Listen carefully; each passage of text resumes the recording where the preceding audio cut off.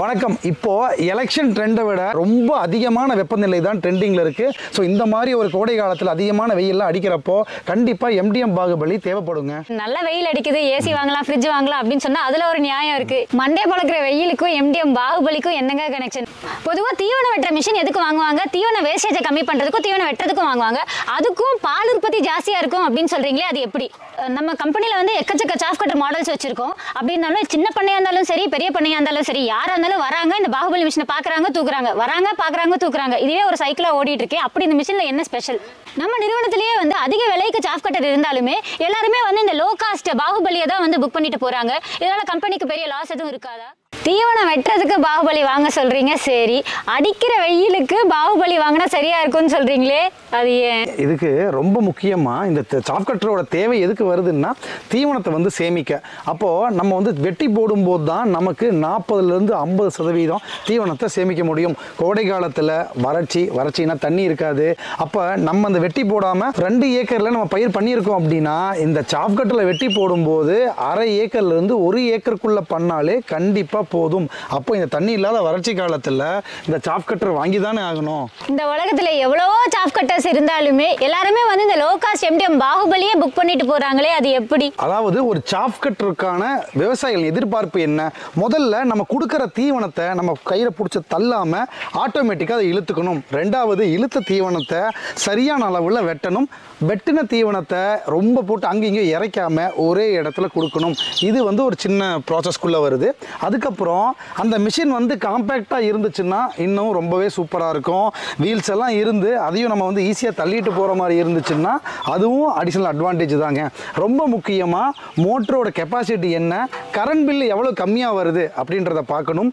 இதை எல்லாமே தாண்டி இதோட விலை அப்படின்றது தான் நம்ம விவசாயிகளை பொறுத்தளவுக்கு ஒரு மிகப்பெரிய முக்கியமான காரணமாக இருக்குது. நம்ம பாகுபலியோட ரேட்டு பார்த்தோம் அப்படின்னா, நீங்கள் வெளியில் போய் ஒரு யூஸ்டு செகண்ட் ஹேண்ட் மிஷின் வாங்கினீங்க அப்படின்னா அந்த விலையை விட கம்மியாக இருந்து இந்த எல்லா தேவைகளையும் அட்டகாசமாக பூர்த்தி பண்ணுறதுனால தான் இது வரைக்கும் மார்க்கெட்டில் நம்ம எம்டிஎம் பாகுபலியை வேற எந்த ஒரு நிறுவனம் லோ காஸ்ட் சாஃப் கட்டர் பண்ணால் கூட அடிச்சுக்கவே முடியலை. அதிக விலையில் சாஃப் கட்டர் இருந்தாலுமே இந்த லோ காஸ்ட் பாகுபலி தான் வந்து நிறைய புக் ஆகிட்டு இருக்கு. இதனால கம்பெனிக்கு வந்து பெரிய லாஸ் ஆகாதா? கண்டிப்பாக இந்த ஒரு எம்டிஎம் பாகுபலி சாஃப் கட்டர் அப்படிங்கும்போது லாபம் ரொம்ப கம்மி. ஆனால் கம்பெனிக்கு இது மிகுந்த லாபத்தை கொடுக்குது. அது எப்படி சாத்தியம்னு கேட்டோம்னா, நாங்கள் ஒரு எம்டிஎம் பாகுபலி மிஷினில் வர்ற லாபம் கம்மியாக இருந்தாலுமே இதோட வால்யூம் பார்த்தோம்னா நமக்கு மாதத்துக்கு 500 to 700 மிஷின் போகிறதுனால எங்களுக்கு வால்யூம் குவான்டிட்டி நிறைய மிஷின்ஸ் போகிறதுனால கம்பெனிக்கு நல்ல லாபம் கொடுத்துட்டு தான் இருக்குது. இது கிட்டத்தட்ட ஒரு ஹோல்சேல் சரவணா ஸ்டோர்ஸ் மாதிரி நீங்கள் பேசிகிட்டு இருக்கீங்க. கண்டிப்பாக அந்த மாதிரி நம்ம அதிகமான வால்யூம் போனால் தான் லாபம் பார்க்க முடியும். இவ்வளோ வால்யூம் போகுது அப்படின்னு சொல்கிறீங்களே, நம்ம மிஷினே வந்து ஒரு 500-700 போகுது அப்படிங்கிறீங்க. சில நிறுவனங்களில் 10-15 மிஷின் கொடுக்குறவங்களே வந்து சர்வீஸ்க்கு தடுமாறிட்டு இருக்காங்க.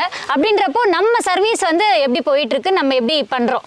உள்ள சர்வீஸ் வந்து மிகப்பெரிய பிரச்சனை வந்து அந்த ப்ராப்ளம் எங்கே இருக்குது அப்படின்றத நம்ம கண்டுபிடிக்க முடியலன்னா தாங்க சர்வீஸே பிரச்சனை.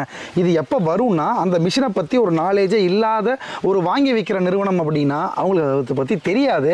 அப்போ அதை வந்து அவங்க நிறைய டைம் எடுக்கும், நிறைய கஷ்டப்படுவாங்க. ஆனால் நம்ம தான் டோட்டலாகவே டிசைன்லேருந்து எல்லாமே நம்ம தயாரிக்கிறதுனால நம்ம கஸ்டமர் கேர் டீம்லேருந்து ஃபீல்ட் டீம் வரைக்கும் நம்ம எல்லாமே ப்ராப்பராக ட்ரைனிங் கொடுத்துட்டு பயங்கர டெக்னிக்கலாக ஸ்ட்ராங்காக இருக்கிறதுனால நமக்கு இந்த சர்வீஸ் அப்படின்றது ஒரு பெரிய பிரச்சனையாகவே வர்றதே கிடையாது. அப்படியே ஏதாவது வந்துச்சுனாலும் நம்மளால் ஈஸியாக குயிக்காக இம்மீடியட்டாக சரி பண்ணிட முடியும். இப்படி அட்டகாசமாக ஓடுற இந்த லோ காஸ்ட் எம்டிஎம் பாகுபலி 2.0 விலை தான் என்ன? இப்போ நம்ம பேசிகிட்டு இருக்கிறது பழைய எம்டிஎம் பாகுபலி இல்லைங்க, புது எம்டிஎம் பாகுபலி 20. இது வந்து 2 HP மோட்டரை வந்து அப்கிரேட் பண்ணியிருக்கோம். இதோட விலை 25,800 ரூபா. உங்களுக்கு இந்த சம்மரில் இந்த வறட்சியில் இது வரைக்கும் எப்பவுமே இல்லாத 8,000 ரூபாய் ஆஃபர் இப்போ கொடுக்குறோம். நீங்கள் கட்ட வேண்டிய தொகை வெறும் 17,800 ரூபா தான். இன்கேஸ் எங்கிட்ட மோட்டர் இருக்குது அப்படின்னா நீங்கள் மோட்டர் இல்லாமல் கட்ட வேண்டிய தொகை வெறும் 10,400 ரூபாய் மட்டும்தாங்க. அது மட்டும் இல்லாமல் ரொம்ப ஸ்பெஷலாக இந்த மே 1க்கு முதல்ல புக் பண்ணுற 20 பேர்த்துக்கு டிரான்ஸ்போர்ட்டையும் வந்து ஃப்ரீயாகவே நாங்கள் பண்ணி கொடுத்துட்ருக்கோங்க. அப்புறம் என்னங்க, ரொம்ப யோசிக்காதீங்க. இந்த அட்டகாசமான மிஷினை இந்த அட்டகாசமான விலையில் உடனே வீடியோவில் இருக்கிற நம்பருக்கு கால் பண்ணி உங்கள் பண்ணைக்கு கொண்டு போய்க்கோங்க. நன்றி, வணக்கம்.